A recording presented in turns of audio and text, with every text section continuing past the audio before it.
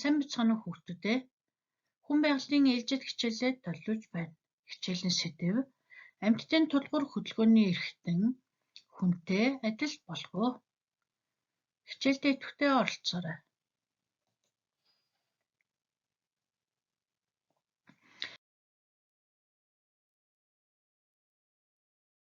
Бид өмнөх хичээлүүд дээр арга яс, арга ясны бүтэц, арга яс хэрхэн хөдөлдөг вэ? Мөн арга яс бол хүний биеийн тулгуур болох талаар мэдэж авсан байгаа. Тэгвэл өнөөдрийн хичээлдээр амьтдын арга ясыг хүний арга ястай харьцуулан харж дотоод арга яс, гадаад арга ясны талаар мэдэж авна. За дараах зургуудыг ажиглан хараарай. Энд адууны арга ясыг харуулсан байна. Нөгөө талд нь эмгэн хумсны дунг харуулжээ. Эдгээр амьтдын арга ясыг хүний арга ястай харьцуулан харахад тэдэнд ижил төстэй буюу ялгаатай шинж юу байна вэ? За чи зургаа ажиглан хараад харьцуулалт хийгээрэй. Тэгвэл энэ зургаас харахад адууны арга яс нь мах булчингийнхаа доор нь байрлсан биеийн тулгуур болж өгч байна. Тиймээс дотоод арга ястай амьтан гэж нэрлэгддэг байх нь. Харин эмгэн хумсны дуун нь мах булчингийнхаа дээр нь байрлах тул гадаад арга ястай амьтан гэж нэрлэдэг байх нэ. За тэгвэл чи юуг ойлгож авсан бэ? Эдгээр амьтдаас ямар амьтан нь хүнийхтэй ижил төстэй шинж чанартай байна вэ? За дүгнэлтээ гаргаарай хүүхдүүдээ.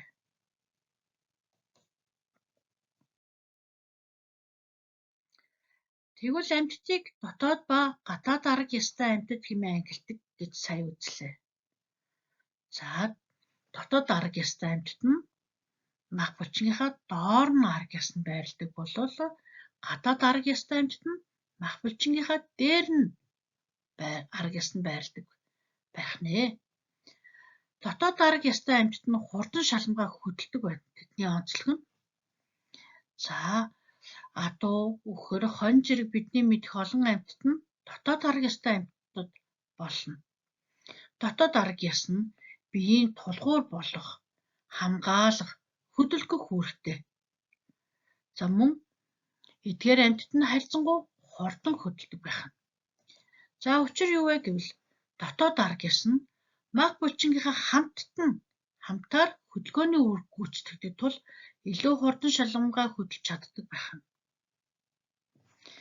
За гэтэл зарим амьтад биеийнхээ гадуур эвэрлэг бүрхүүл хуйг дунтай байдаг.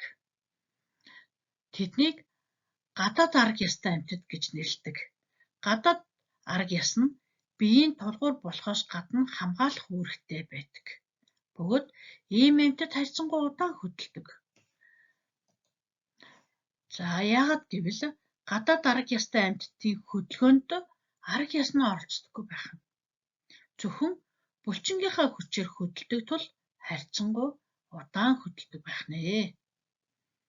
За бид энэ мэдээллээс дотоод гадаад арга ястай амьтад яагаад хурдан удаан хөдөлдөг талаар ойлгож авлаа.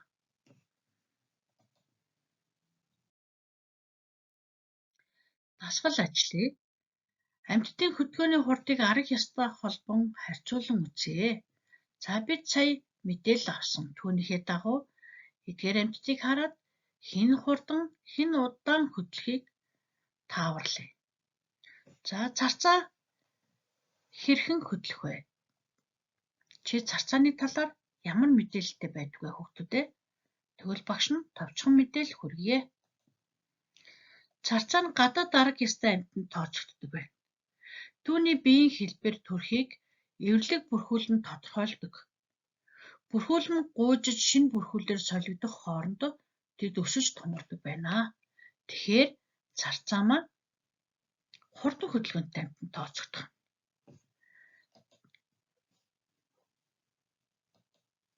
За харин эмгэн хумс нь гадаад арга ястай амьтан бөгөөд тэдний нуруун дээр дун хэмээх хоёуг дуулга байдаг. Энэ нь тэднийг хамгаалах үүрэгтэй бөгөөд удаан хөдлөхөд нөлөөлдөг байна. За мөн бид дараагийн зургийг ажиглая. Могой, чигийн улаан гэсэн хоёр амьтан байна. За эдгээрийн аль нь хурдан хөдлөх вэ? Уралд бол хэн нь төрүүлэх бол? Чи юу гэж бодож байна? Яагаад гэдэг асуултанд хариулж ярилццгаая. За тэгвэл бидний үзсний дагуу могой бол дотоод арга ёстой амьтанд тооцогдно, харин чигийн улаан нь гадаад арга ёстой амьтанд тооцогддог байх нь. Тэгэхээр эдгээр хоёр амьтан уралдахад могойн төрүүлэх нэ. Өнөөдрийн хичээлдээ ойлгосноо хүүхдүүдээ? Гадаад арга ёстой, дотоод арга ёстой амьтдынхаа ялгааг сайн ойлгож аваарай. Гэрийн даалгаварт дараах асуултыг зөв сайхан гаргацтай бичээд хариулж ярилцаарай. За зургийг ажиглан сайн хараарай. Зурагт ямар амьтдын арга ёс байна?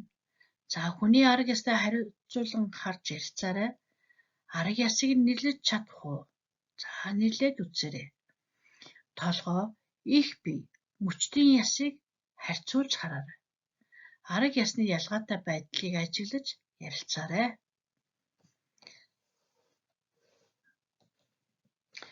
Өнөөдрийнхөө хичээлд идэвхтэй оролцсон хүүхдүүдэд баярлалаа.